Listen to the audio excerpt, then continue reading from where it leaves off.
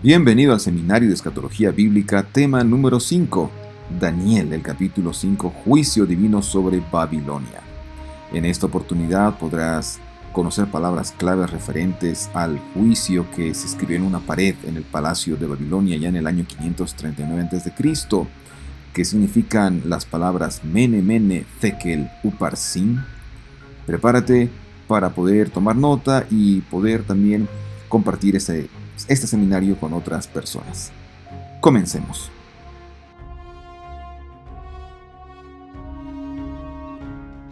¿Cómo están? Una vez más con ustedes para estudiar el libro de Daniel en este seminario Escatología Bíblica, tema número 5. Y nos toca repasar Daniel capítulo 5. El capítulo 4 vamos a solamente mencionarlo esta vez, y te invito a que puedas mirar los videos previos acerca de Daniel 3, Daniel 2 y Daniel 1 que están en este canal. Ahora nos toca revisar esta parte histórica que en cierta medida es un eco del castigo de Dios a la Babilonia espiritual, de la que habla Apocalipsis capítulo 17 y 18.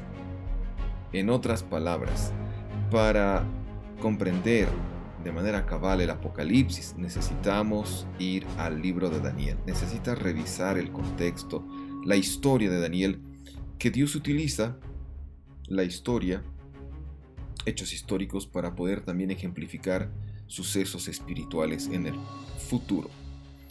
Muy bien, con esa introducción vamos a leer el versículo 1 de Daniel 5, que dice lo siguiente. El rey Belsasar hizo un gran banquete a 1000 de sus príncipes y en presencia de los 1000 bebía vino.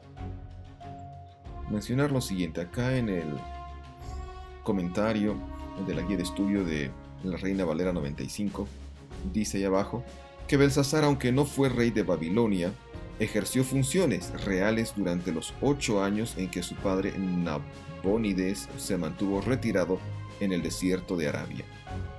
Un argumento de algunos estudiosos es de que Belsasar no es o no era un rey babilónico, de que era un invento, quizás un nombre creado por el autor de Daniel del siglo II. Los que rechazan la autoría del profeta Daniel escribiendo el libro de Daniel del siglo VI dicen eso. Ahora, al centro tengo mis notas que dicen lo siguiente. Existen varios hallazgos arqueológicos que mencionan a Belsasar como corregente de Babilonia, junto a su padre Nabonido. Y acá tenemos solamente uno. Mira, acá está. Esta es la estela de Nabonido, que está escrita en cuneiforme, en acadio, que menciona que Nabonido tenía un hijo llamado Belsasar, y este Belsasar estaba reinando en Babilonia. Junto con él había un correinado. ¿Está bien? Eso es lo que sucede. ¿Qué pasó con Nabucodonosor? Falleció el año 562 a.C. Una de sus hijas se casó con Nabonido, y el producto de esa relación pues trajo a Belsasar. Entonces, ¿Belsasar quién es? Es el nieto directo de Nabucodonosor. Se menciona algo también interesante, importante acá, que vale la pena rescatar y mencionar. Belsasar, dice el verso 2, con el gusto del vino mandó que trajeran los vasos de oro, de plata, de que Nabucodonosor su padre, aquí cuando dice padre, debemos entenderlo como el pensamiento semítico, de que Ben, o Bar en este caso en el hebreo, acá tenemos la palabra, Abují. El padre puede significar el abuelo, el ancestro, el antepasado, no precisamente el padre. ¿Está bien? Entonces, Nabucodonosor, su padre, había traído del templo de Jerusalén para que bebieran de ellos el rey, sus grandes, sus mujeres y concubinas. ¿Qué tipo de vino es este? Es diferente al jugo de uva, al vino sin fermento del que se menciona en la Biblia. ¿Por qué? Porque en el arameo la palabra, como tú ves ahí abajo, en los detalles instantáneos, jamar es jamar y se traduce como vino. Aquí está, hamra, el vino. Está acá en el Aleph, es el artículo definido, por así decir, en arameo. Y yendo al diccionario bíblico, encontramos que jamar puede significar vino, bebida fermentada, hecha del jugo de uva. Puede significar ese vino que todavía tiene, dice, la espuma del fermento, cuando se está fermentando. ¿Está bien? ese tipo de vino lo embriagó. Y con ese vino perdió, ¿qué decimos? El control de sus sentidos y se olvidó de que estos vasos de oro y de plata del templo de Jerusalén eran sagrados. Así que los mandó a pedir para poder usarlos. Ese es el primer error que se muestra acá en este pasaje. Podemos quizás ver también algo referente acá está, al versículo 2 y podemos buscar la palabra shatá, ¿no? Shatá, que significa consumir la libación en el culto a los dioses paganos, lo que implica una acción grosera, blasfema contra el verdadero Dios a causa de los vasos en los que bebían. Entonces, esta palabra está acá abajo y dice, para que bebieran de ellos el rey y sus grandes y sus mujeres. Esta palabra tiene esa connotación de culto, de adoración, ¿no? Y también de alguna forma pedir los vasos del templo de Jerusalén era una forma de invocar ese Dios junto con los otros dioses que tenía Babilonia y Belsasar en Babilonia para recibir auxilio y ayuda por el desastre que se venía, por los persas que estaban invadiendo, querían invadir la ciudad de Babilonia. Eso dice el versículo 2. Vamos con el verso 3, 4. Está bien, no iremos quizás versículo por versículo, pero vamos a avanzar. Dice que trajeron los vasos de oro de la casa de Dios. ¿Qué pasó? Vamos al verso 5. Perdón, el verso 3 leímos, ahora toca el verso 4. ¿Está bien? Acá, bebieron, ¿no? Shtif.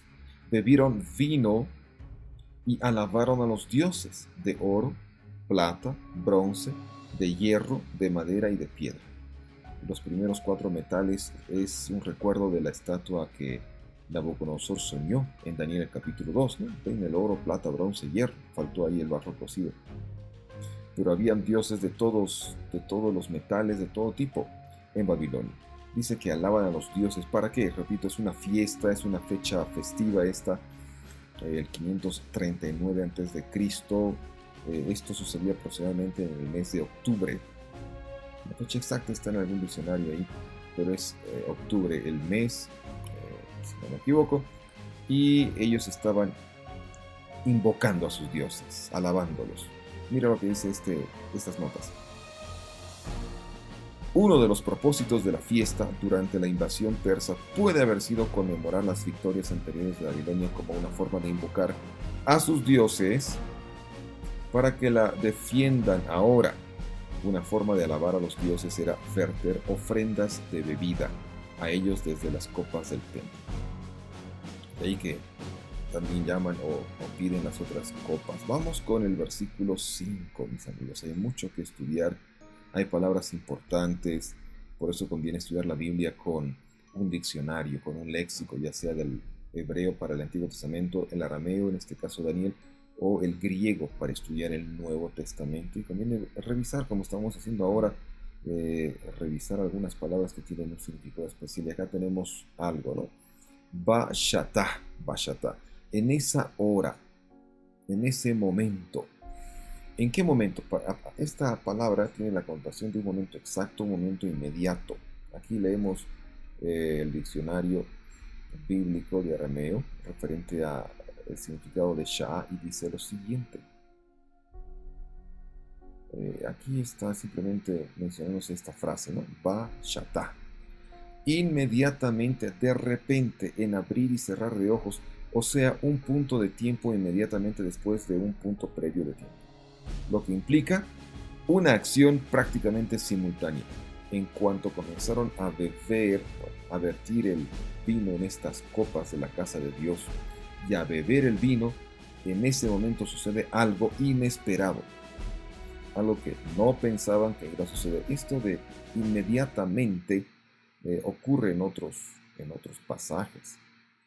Es interesante si quizás podemos buscar esta palabra en esta oportunidad. Vamos a buscar y qué encontramos, vamos a ver.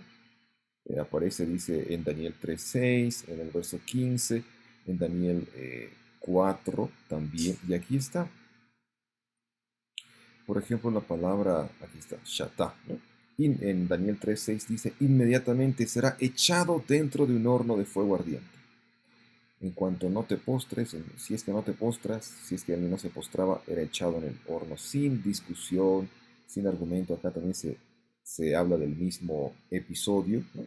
Porque si no la adoráis a la imagen de Daniel 3, en la misma hora seréis echados. Y acá también se traduce en el 4:33, que sería en el hebreo 4:30. En la misma hora se cumplió la palabra sobre Nabucodonosor. Nabucodonosor acabó de hablar y sucedió lo que sucedió. Y en Daniel 5:5 aparece de nuevo esta frase. ¿Qué tal? Interesante. Muy importante revisar el estudio de las palabras en el mismo libro, cómo se las utiliza. Vamos a avanzar. El verso 6 registra lo siguiente. Entonces el rey palideció y sus pensamientos lo turbaron. Se debilitaron sus caderas y sus rodillas les daban la una con la otra. ¿Qué sucedió con esta situación? En cuanto miraron, bueno, el verso 5 creo que no leímos todo, pero decía que en aquella misma hora aparecieron los dedos de una mano de hombre que escribía delante del candelabro, un lugar bastante iluminado, ese es el propósito de mencionar el candelabro, sobre lo encalado de la pared del palacio real, y el rey veía la mano que escribía. No se escribieron más de 4 palabras, pero fueron suficientes para crear un miedo, un pánico, como leemos acá, pánico. La palabra sif, que significa pánico, formalmente la tez se volvió de otro color, que se supone que es pálido de miedo. Tenemos otros textos donde aparece la palabra pálido y sería bueno revisarlos. Daniel 7:28, por ejemplo, ¿de qué está hablando? De que Daniel miró una visión y sucedió algo con él, después de entender la visión de Daniel 7 que estaremos viendo muy pronto. Lo que podríamos hacer entonces es revisar no solamente esta palabra, sibojí, sino también esta otra, shenojí. Vamos a ver cómo nos va con la búsqueda de estas dos frases en el arameo. Estas dos aparecen solas y me parece que no va a haber mucho que buscar, pero sí vamos a buscar ahora solamente esta. Solamente vamos a buscar esta. Y yo creo que vamos a encontrar otras instancias que ya se mencionan en el léxico. Y sí hay varias veces en las que aparece esta palabra. Voy a darle un poco más de tamaño. En Daniel 2:31 aparece esta frase, esta palabra, ¿no? La gloria, que hace alusión a resplandor. Daniel 4:33, decir y tuf, significa acá mi grandeza, volvieron a mí. Se está haciendo alusión a que Sib tiene que ver con brillo, con luz. En el caso de aquí, de Belsasar, el rey deja de tener ese brillo en los ojos, ese brillo en el rostro, palideció sus pensamientos. Tenemos en Daniel 5:9 lo mismo, entonces el rey se turbó, palideció, aquí está la frase. Son dos palabras las que estamos analizando, una tiene que ver con brillo y otra tiene que ver con el cambio. Y en Daniel 5:10 aparece, y en Daniel 7:28, interesantemente dice de Daniel, mi rostro se demudó. Aquí está, tenemos la palabra sí, visivai, yishtanon. Mi rostro se demudó, cambió.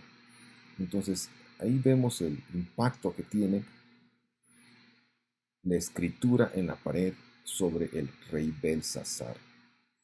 Y siempre que han habido situaciones así como visiones y sueños, como el caso de Daniel, la gente quedó débil, quedó sin fuerzas y también el rostro cambió por el contenido del mensaje. Ahora este rey sabe que hay algo feo que se viene, algo terrible quizás ahí. Entonces conviene seguir estudiando. Vamos al versículo 8 que dice lo siguiente. Entonces fueron introducidos todos los sabios del rey, pero no pudieron leer la escritura ni dar la interpretación. Esta palabra ya la hemos visto antes, aquí está. Beshar. Se usa mucho en Daniel. Nabucodonosor pide en Daniel 2 que se interprete el sueño que se olvidó. Y Beshar significa dar una interpretación, explicar algo que es un enigma o misterio sobrenatural. Vamos al versículo 9. Entonces el rey Belsasar, nuevamente aparece la palabra Behal, se turbó sobremanera, palideció. Esta palabra ya la vimos, ¿no? Esta frase, toda esta frase. Basipoji, Shanayim.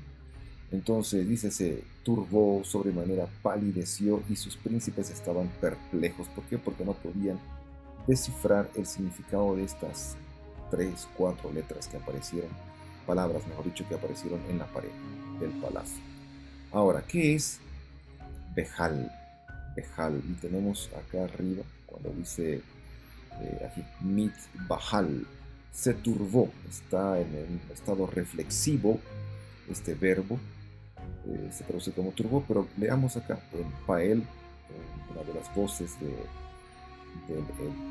verbo en arameo dice asustar, espantar, según el contexto en varios grados, desde la alarma hasta el terror. Ahí está Daniel 4.2, Daniel 5.6, Daniel 3.24.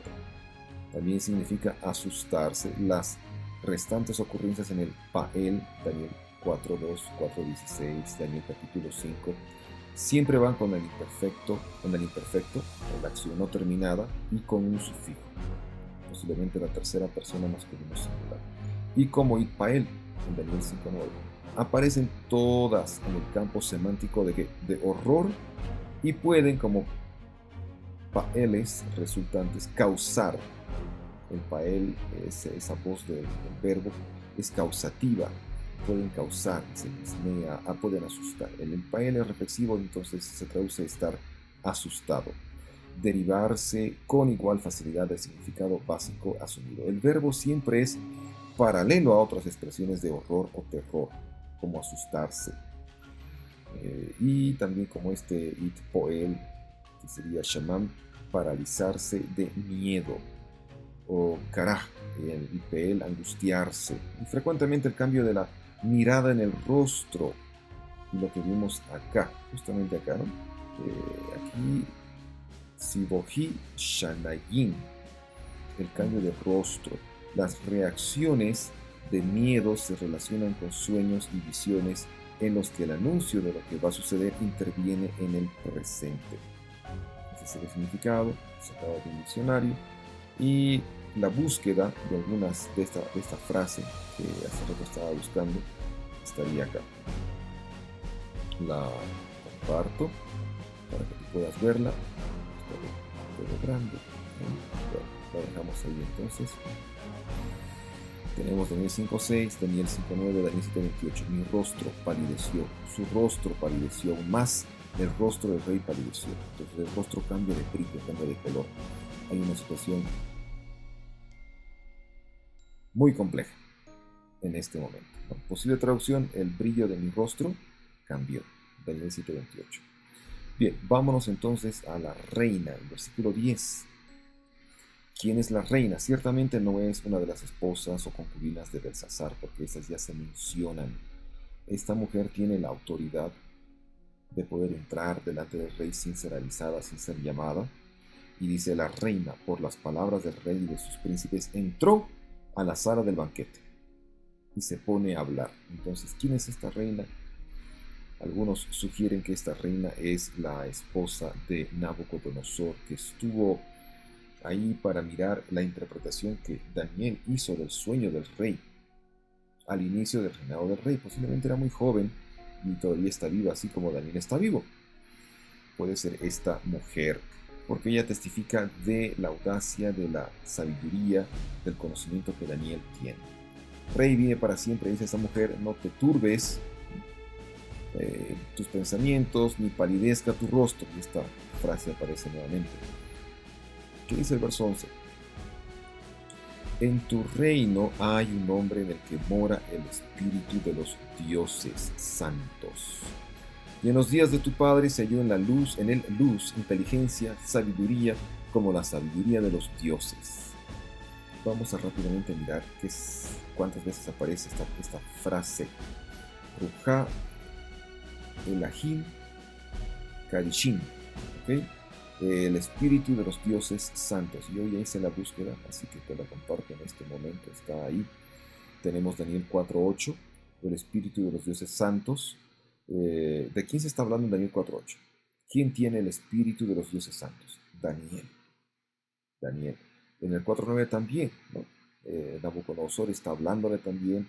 Le dice, tú, en ti hay el espíritu, está el espíritu de los dioses santos. 4.18 también se menciona, Daniel 5.11 también. Porque es importante recalcar que esta frase se la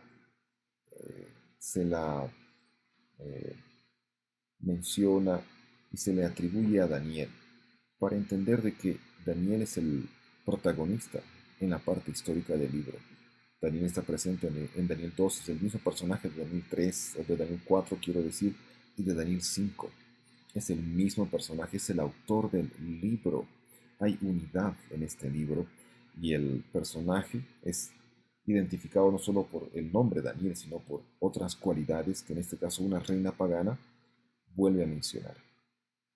Cosa que su esposo, si es que fue esposo de Nabucodonosor, él también lo identificó como este hombre en cuyo espíritu, en quien está en el espíritu de los dioses. Esta frase identifica entonces claramente al profeta Daniel, que es importante. Y ahí se menciona acerca de lo que hizo Daniel, pero también lo que el rey hizo. Es importante, pero también mencionar acá lo que se menciona. El rey Nabucodonosor, tu padre, oh rey, lo constituyó jefe sobre los magos, astrólogos caldeos. El verso 12 dice, por cuanto en él se halló más espíritu, ciencia, entendimiento para interpretar sueños, descifrar enigmas. Así que, en resumidas palabras, llámalo. Le dice la mujer, llámalo, llámalo. El verso 13 menciona lo siguiente. Trajeron a Daniel ante el rey. Y dijo el rey a Daniel, ¿eres tú aquel Daniel de los hijos de la cautividad de Judá que mi padre trajo de Judea? Arioch, cuando presentó a Daniel ante Nabucodonosor, porque no recordaba el sueño, lo presenta igual, ¿no? Hay un esclavo de los hebreos que trajimos, él dice que puede interpretar el sueño del rey. Entonces aquí vemos la falta de confianza de Belsasar en la abuela, en esa reina. Hay un testimonio claro de que este hombre puede interpretar, pero Belsasar está cuestionando la veracidad de la historia, la veracidad de la eficacia del profeta Daniel. Y le dice, ¿eres aquel? ¿Eres ese tú? Bueno, lo identifica como un esclavo. Para Belsasar, Daniel no dejó de ser esclavo, ¿no? He oído, dice el verso 14, he oído que el espíritu de los dioses está en ti, y que en ti se halló luz, entendimiento, mayor sabiduría. He escuchado, a ver, ¿qué puedes hacer por mí? Le dice el rey básicamente, ¿no? Ahora trajeron ante mí sabios, ellos no pudieron. Vamos al verso 16. Yo pues he oído de ti que puedes interpretar. Y ahí viene la propuesta, ¿no? Te daré un vestido de púrpura, llevarás en el cuello un collar de oro y serás el tercer señor en el reino. Usualmente los reyes paganos le daban honores, le daban cosas, en este caso hay tesoros, a sus sabios, a sus intérpretes, para poder escuchar interpretaciones positivas y no la verdad muchas veces, ¿no? Así que con tantos regalos, el encargado de interpretar podía simplemente hacer una interpretación que favorezca al rey para no ser muerto. ¿Qué le dice Daniel? Daniel en el verso 17 es claro, le dice, aquí está, ve Daniel, aquí está el nombre de Daniel en arameo, ve Dan, perdón. Entonces, respondió, aquí está, Daniel, ahí está Daniel. ¿Qué le responde? Tus dones sean para ti, tus regalos sean para ti, da tus recompensas a otros, leeré la escritura del rey y le daré la interpretación. Yo marqué, subrayé con verde esta palabra dar. ¿Por qué? Porque es algo que lo vamos a ver después, que es importante. Es importante esta palabra, have, que recalca o que resalta el actuar de Dios en el libro de Daniel y en la historia. Porque es Dios quien da autoridad. Vamos a leer mejor lo que dice Daniel acerca de Nabucodonosor. Mira lo que dice el verso 18. Ahí tenemos Yehav, la palabra para poder estudiarla enseguida. El Altísimo Dios, oh Israel, dio. Aquí está la palabra Yehav, que queremos estudiar, ¿ok? Dio a Nabucodonosor, tu padre, el reino, la grandeza, la gloria y la majestad. ¿Quién puso a Nabucodonosor en el imperio babilónico como rey? Fue Dios, según Daniel. Y por la grandeza que le dio, nuevamente se menciona que Dios le está dando algo al rey babilonio, todos los pueblos, naciones, lenguas temblaban y temían delante de él. A quien le placía mataba, a quien le placía daba vida, engrandecía, a quien le placía y a quien placía humillaba. Muy bien, la palabra Yehav. ¿Qué significa? Con naranja tú lees y dice así: dar o ser dado, o sea, impartir un objeto a otro. El objeto puede ser material o abstracto, entregar algo que tú tienes, ¿no? En este caso, Yahvé o Jehová se utiliza en referencia a Dios que da capacidad o autoridad a las personas. Dios dio a Nabucodonosor poder para gobernar sobre las naciones y puso en su mano a todas las personas y animales. Ahora, ¿cómo liberó este rey? La historia lo menciona, pero menciona también que se arrepintió.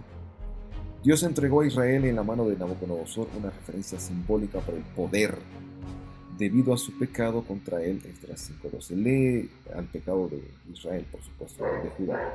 Le dio sabiduría y poder a Daniel con respecto al sueño de Nabucodonosor y su interpretación. Daniel 2:23 se menciona la palabra dar. El anciano de días dio autoridad y gloria y soberanía al Hijo del Hombre para que todos los pueblos lo adoraran. Daniel 7:14 también utiliza la palabra dar. Dios le dio a Nabucodonosor el corazón de un animal, eliminando así sus capacidades humanas y su autoridad sobre las naciones. Es un texto interesante, importante, porque Dios le dio inteligencia a Nabucodonosor, le quitó y le dio, dice entendimiento, bueno, le dio un corazón de animal y luego le devolvió la inteligencia, la cordura al rey luego de 7 tiempos que dice Daniel 4, que serían 7 años, porque esa profecía es clásica, sucede en el tiempo del profeta, y el profeta ve que se cumple esos 7 tiempos o 7 años, cuando el rey deja el reino, se convierte en un animal, vive en el campo, come pasto, como dice la profecía de Daniel 4, y vuelve al reino al cumplirse los 7 años. Interesantemente también en Daniel 7:22, la nueva versión internacional indica que el anciano de días dará juicio, aquí está la palabra Yehav, juicio a favor de los creyentes, librándolos de la opresión y permitiéndoles poseer el reino. Y acá tengo un resumen de las veces que aparece Yahav o Yehav en Daniel 7. Le fue dado dominio. ¿A quién? Al Hijo de Hombre. Daniel 7:22 también se hizo justicia. Y aquí en 7:25, un texto que vamos a analizar muy pronto, serán entregados o dados en sus manos hasta tiempos y medio tiempo. Y el 27, que el reino, el dominio, la majestad de los reinos debajo de todo el cielo sean dados al pueblo de los santos. Dios es el que está en control de la historia humana, según el libro de Daniel. Y él dará, dice, el poder a los santos del Altísimo. Impresionante, interesante. Todo esto le está recordando Daniel a Belsasar. Y dice que por la grandeza le dio todos los pueblos. Ya leímos eso, me parece. Pero cuando su corazón se ensordeció y su espíritu se endureció en su orgullo, fue depuesto del trono de su reino y despojado de su gloria. Lo que mencioné de los 7 tiempos o 7 años que dejó el reino. Fue hecho entre los hijos de los hombres, su mente se hizo semejante a la de las bestias. Para más detalles hay que ir a Daniel el capítulo 4. Con los asnos monteses fue su habitación, le hicieron comer hierba como al buey, y su cuerpo se empapó del rocío del cielo hasta que reconoció que el Altísimo Dios tiene dominio sobre el reino de los hombres y que pone sobre él al que le place. Lo que significa Yehav es muy importante en Daniel, y el sujeto casi siempre, no siempre, pero casi siempre que efectúa Yehav, que efectúa el hecho de dar algo, es Elohim, Elohá, es Dios. Dios está dando, está colocando, está poniendo, está permitiendo. Dios está al control. Vamos con el verso 22. Pero tú, su hijo Belsasar, no has humillado tu corazón sabiendo todo esto. Una palabra importante creo que sería la palabra, acá está, eh, shafal. Shafal. ¿Qué significa en este caso el verbo shafal? Sería someterse uno mismo, tener humildad, o sea, tener la calidad moral de la falta de arrogancia, formalmente humillar su corazón. Me está diciendo Daniel a Belsasar, tú no eres humilde, no has doblegado tu corazón a Dios, sino, y aquí vemos, llegamos a un clímax muy importante, el verso 23, sino que contra el Señor del cielo te has ensoberbecido, hiciste traer ante ti los vasos de su casa, la casa de Dios, el templo, y tú y tus grandes, sus líderes, tus mujeres y tus concubinas, bebisteis vino con ellos. Además diste alabanza a dioses de plata, oro, bronce, hierro, madera y piedra que ni ven, ni oyen, ni saben, pero tú nunca honraste al Dios en cuya mano está tu vida y de quién son tus caminos. Entonces yo quiero en este momento hacer una pregunta. ¿Qué similitudes hay entre el juicio a Belsasar en Daniel 5 y el juicio a Babilonia en Apocalipsis 17 y 18?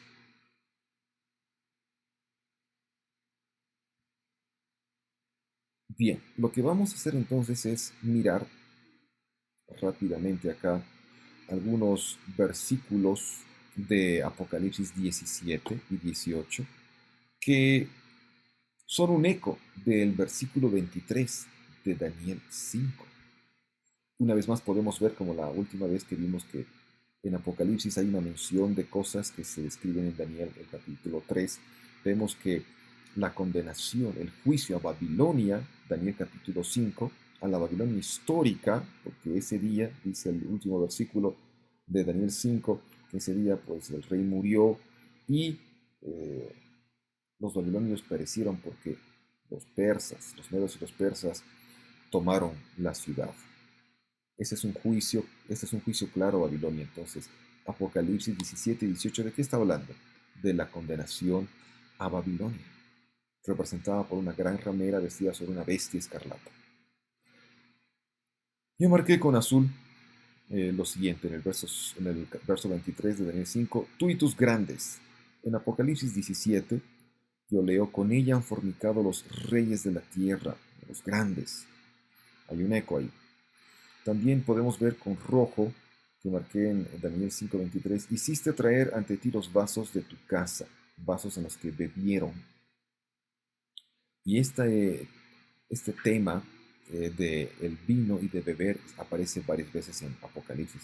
En 17:2 dice, con el vino de su fornicación. En 14:8 Apocalipsis dice, porque ha hecho beber a todas las naciones del vino del furor de su fornicación, la Babilonia espiritual. En 18:3 dice, las naciones han bebido del vino del furor de su fornicación una vez más, ¿no? Y en Jeremías 51:7 dice, una copa de oro que embriagó a toda la tierra fue Babilonia. En la mano de Jehová de su vino bebieron los pueblos. Y bueno, acá 18:9 dice, los reyes de la tierra que han fornicado con ella, y con ella han vivido en deleites. ¿Quiénes son estos que han fornicado con ella, con la Babilonia espiritual? Son otras denominaciones, son otros grupos que vivieron el error de Babilonia espiritual. En la Babilonia histórica, ¿qué vemos? Que Belsasar bebió junto con sus mujeres y sus concubinas, bebieron vino. Apocalipsis 17 no está hablando de cosas literales, sino de cosas espirituales, simbólicas. En este caso, en Apocalipsis, los que han fornicado no son personas, son entidades. Y no se habla precisamente de un acto literal, sino de aceptar el error, el engaño. Está bien lo que implica también la fornicación, el engaño. Esto rápidamente lo vemos, en otra podríamos indagar más entre las alusiones que hay en Apocalipsis del libro de Daniel, el capítulo 5. Puede haber muchas más alusiones de Daniel 5 en Apocalipsis, pero de manera bastante clara y rápida podemos ver que Apocalipsis 17 y 18, que hablan de la condenación a la Babilonia espiritual, es una ampliación de lo que se describió en la historia de la caída de Babilonia, la Babilonia literal en Daniel capítulo 5.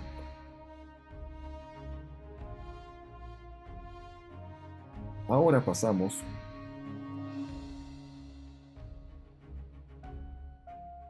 a la interpretación. Ahora nos toca interpretar lo que estaba escrito en la pared. Y Daniel dice así: y la escritura que trazó es Mene, Mene, Tekel, Uparsin. ¿Qué significan estas 4 palabras? Tienen un doble significado. Tienen un doble significado porque son sustantivos que hacen alusión a medidas de tiempo, pero cambiando las vocales se convierten en verbos pasivos y tiene otro significado. Aquí un resumen. Y aquí les muestro el texto leningrado, el texto original de Daniel, el texto leningrado que está en los rollos, que está todavía guardado y ahora lo podemos leer digital. Está bien, este es el texto leningrado que se terminó de copiar en el año 1008 después de Cristo, con vocales, y acá yo marqué con rojo las palabras, ¿no? Mene, Tekel, Uparsin, y marqué con verde la explicación que hace Daniel. Aquí está Mene y explica qué es Mene. Aquí tenemos a Tekel y tenemos Pérez, y con naranja marqué cuando Daniel dice que Pérez significa pues que la tierra de Babilonia fue dada a los medos y los persas, ¿no? La Madai U Paras, me parece que es una serie esta, correcto.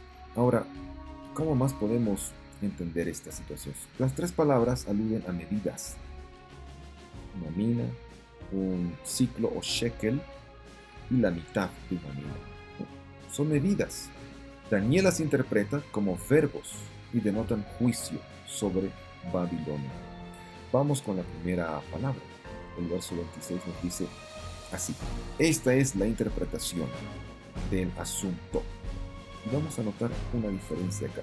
Yo marqué con un color verde claro la primera palabra, que se traduce como Mene. Mene. Termina con una Aleph, con una muda. Y cuando se interpreta Mene, aquí tenemos nuevamente la escritura con color violeta, se traduce como verbo ya. Está la raíz, cambió la Aleph por la G y se lee Mena, Mená, mejor dicho, ¿no? Aquí se lee Mené y acá Mená, ¿no?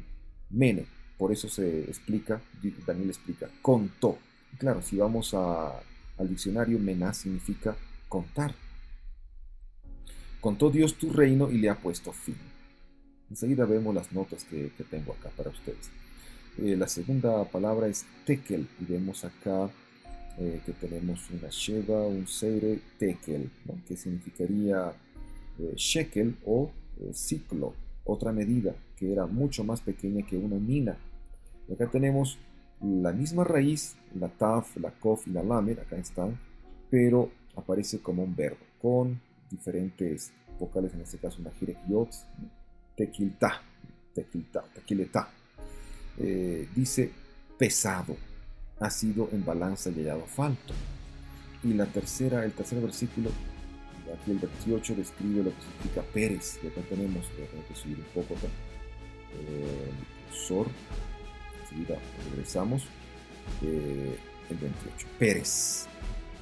Correcto, aparece primero como sustantivo, como medida, mitad, medio, y luego leemos acá Perisat, Perisat, con una Jirek Yod, se convierte en un peil, en un verbo pasivo. Entonces, ¿qué interpretación le da Daniel? Pérez, tu reino ha sido roto. Y dado, y aparece acá esta palabra que vimos hace un momento, ¿no? Yehav, ha sido dado a los medos y a los persas. ¿Okay? Podemos ver quizás un poco en hebreo acá. Dijivat lema dai ufarás. Entonces, los medos y los persas están acá en la interpretación. Es un juicio sobre Babilonia. Ahora, Para ampliar un poco el significado de estas palabras, yo busqué en los diccionarios de hebreo y vamos con la palabra mene o mené, que aparece en el verso 25 y 26. Hay cierta controversia sobre el significado. Puede tomarse como un sustantivo, que sería una mina, en hebreo, mená, préstamo. Sí, pues, mená significaría, ahí cambiando las vocales, significaría préstamo del acabio, del sumerio también. Entonces, como sustantivo es una mina, es una medida, pero mená, el hebreo que vimos allá, aquí está eh, la explicación, sería pues una libra, una unidad de peso, mena. El diccionario BDB sugiere que el significado original puede haber sido una parte específica de otro peso conocido. La unidad hebrea era el equivalente a 50 ciclos, o shekels, Éxodo 38, o aproximadamente una libra y cuarto, pero en Ezequiel 45 define el valor sugerido al antiguo uso mesopotámico en 60 ciclos. Así que una mina equivale a 60 o a 50 shekels. De ahí el sonido, ¿no? Tekel, shekel. En hebreo, la palabra se escribe con una shin y se debiera pronunciar con esa sh, shekel. Pero en arameo, usualmente se cambia la shin por la taf, y por eso escuchamos no shekel, sino tekel, tekel o tekel. Pero hace alusión a ciclos o shekels. ¿Está bien? Es decir, alrededor de una libra y media también. Excepto en Ezequiel, todos los usos del término se refieren a pesos de oro o plata. Ahora, la segunda alternativa de mene. Alternativamente pueden tomarse como un verbo, participio, pasivo. Aquí está, mená. Era mené, acá en el texto ahora se lee como mená. ¿Qué significa como verbo esta raíz? Ser medido. Ser dado una porción de algo aquí, una unidad de tiempo. Conclusiones. La escritura podría tomarse de varias maneras. Podían ser simplemente denominaciones de peso, es decir, dinero, una mina, un tekel, arameo de ciclo, y la conjunción u, piezas más pequeñas, mitades, peres. Pero, ¿qué significa esto? El rey Belsasar se preguntó, ¿qué es esto? ¿Son medidas? ¿Son pesos? ¿Qué cosa es? Por eso nadie podía entender. Podría tomarse verbalmente. Uno que cuenta, que pesa y que los divide. De esta forma interpreta Daniel de la escritura en la pared. Dios contó el reino, lo pesó, no tienes peso suficiente, Dios dividió tu reino. Se lo dio a los medios y los persas. Claro que Babilonia no se dividió en dos. Dividir como sinónimo de dejar, ¿no? Fue dado a alguien más. La última palabra podría ser un juego con los persas que atacaban entonces. Eso. Y para que tú puedas ver, aquí tienes una idea de lo que era una mina. Aquí tenemos una piedra bastante grande. Y estas otras medidas pequeñas son los ciclos o los shekels. También habían de varios tamaños. Minas y tekels o shekels o ciclos. Así se los encontró en la historia.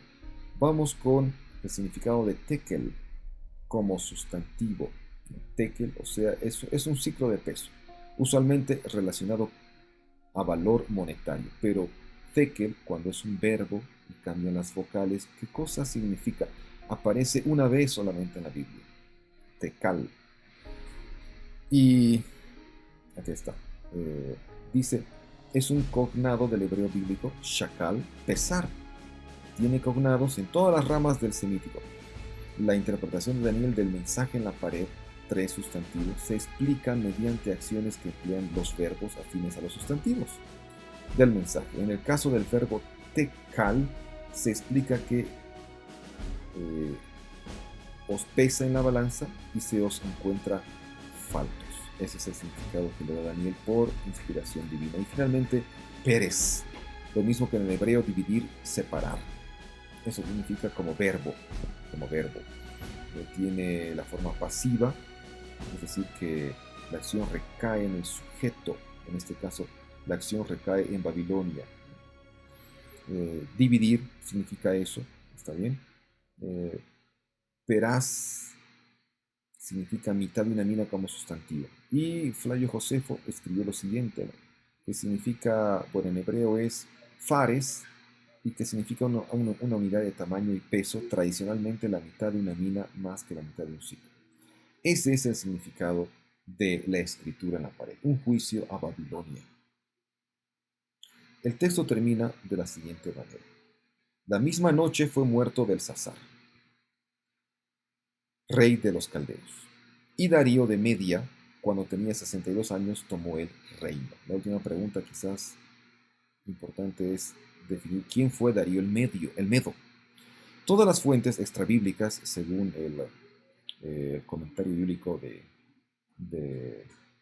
aquí está el comentario, permítanme leer primeramente el comentario, aquí está, Ernest Lucas escribe Daniel, el libro de Daniel en el Secots, ¿no? Es un comentario, Zondervan Illustrated Bible Backgrounds comentario del contexto histórico de la Biblia, ilustrado. En este comentario él escribe lo siguiente. Volvemos acá. Él menciona que en todas las fuentes extra bíblicas se dice que Ciro el Grande, Ciro II de Persia capturó Babilonia, no fue otro, ¿no? Y la Biblia creo que también hace alusión a eso. Hay otras sugerencias, claro. No se conoce ningún rey histórico llamado Darío. Hasta Darío I de Persia, que gobernó del 522 al 486. Ha habido varias sugerencias que identifican a Darío el Medo con una figura histórica conocida. Una sugerencia, ¿cuál es? Una sugerencia popular identifica a Darío con Ugbaru o Gobrías en griego, el general que capturó Babilonia en nombre de Ciro. El general podría ser, muchos dicen ese es. Lo cierto es que fue gobernador, dice, de Gatium en Media. Sin embargo, ahora está claro que murió solo 3 semanas después de capturar la ciudad para Ciro, y no hay evidencias que él haya sido nombrado como rey. Así que lo más seguro es de que este Darío es un nombre más de Ciro, que aparece en las profecías. En Isaías 45:1, Ciro aparece como el tipo de Jesús, el Mesías. Así como Ciro vino del oriente, y esa es una aplicación que se hace en el comentario bíblico Andrews, así como Ciro vino del oriente para derrocar a la antigua Babilonia y liberar a Israel del cautiverio babilónico, Cristo vendrá del oriente para liberar a su pueblo de la Babilonia del tiempo del fin, en la batalla de Armagedón. Apocalipsis 16, 12, 16. Veremos más acerca de este pasaje de Apocalipsis 16 y Armagedón cuando lleguemos a Daniel, el capítulo 11, verso 40 a 45. Así como el pueblo de Dios de la antigüedad salió de Babilonia para regresar a Jerusalén, el pueblo de Dios saldrá de esta Babilonia terrenal y espiritual para entrar en la nueva Jerusalén. Esto es un comentario de el Andrews Bible Commentary del Antiguo Testamento, edición 2020. Bien, este fue el estudio del capítulo 5 de Daniel, muchas palabras que hemos analizado, temas importantes, la intratextualidad que tiene Daniel. El capítulo 5 con Apocalipsis 17 es importante y nos acercamos a capítulos más importantes aún, por así decirlo. ¿Por qué? Porque vienen los capítulos escatológicos de Daniel, el capítulo 7 en adelante. Daniel 1 al 6 representa la parte histórica del libro, pero la parte escatológica de los eventos finales está en el capítulo 7 en adelante. Pero ya vimos que hay ecos de cosas que sucederán en el futuro, que han sucedido en Apocalipsis. Se menciona que tiene relación con Daniel. Te animo a que sigas estudiando el libro, que sigas repasándolo y que nos preparemos para los siguientes capítulos, donde volveremos a ver algo muy particular. Volveremos a ver, sin lugar a dudas, la intervención divina, la autoridad divina, el control que Dios tiene de los eventos, del pasado, del presente y del futuro.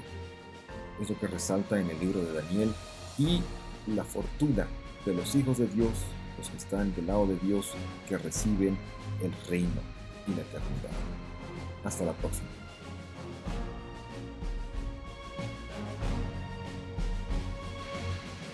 Y este fue el tema número 5 de Escatología Bíblica, Daniel capítulo 5, Juicio Divino sobre Babilonia. Te animo a que te suscribas al canal y veas los capítulos previos y te prepares para los capítulos que vienen. Comparte este video para que otras personas también puedan beneficiarse con el contenido. Hasta la próxima.